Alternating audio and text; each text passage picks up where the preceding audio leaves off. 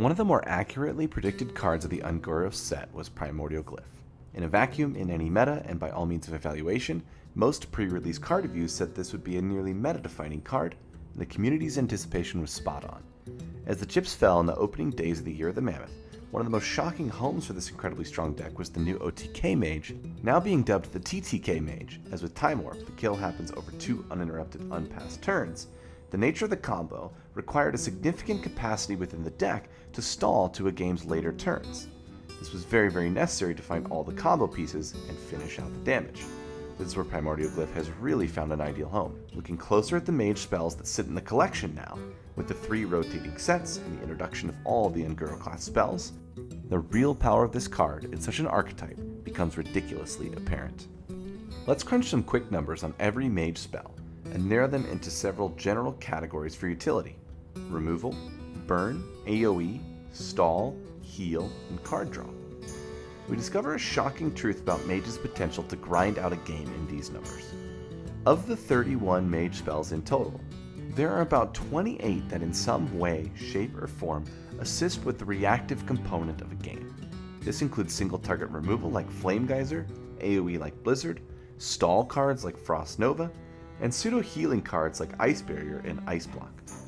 This eclipses 90% of the things you might find in a Primordial Glyph, and since 3 options are shown in a Discover, a Mage player is nearly guaranteed a reactive assisting card in every Primordial Glyph play. If this wasn't enough, the card becomes discounted by 2, offering usually no cost since the glyph itself costs 2, and then presenting opportunity for mechanic-breaking plays like 0 mana Antonidas procs or additional ice blocks or molten reflections at discounted cost.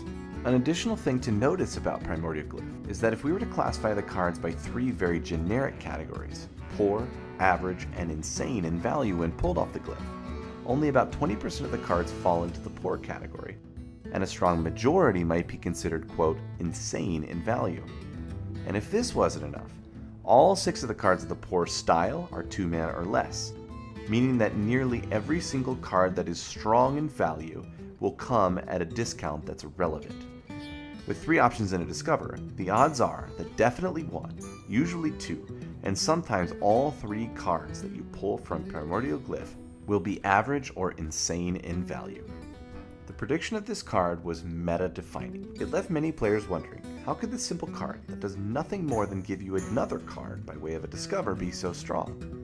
Well, within days of the new meta's inception, an unrefined, greedy 2-turn kill deck is managing to stall out the speedy likes of a meta with Quest Rogue, Beast Hunter, Murloc Shaman, and Pirate Warrior consistently enough that the deck is gaining notoriety for its power.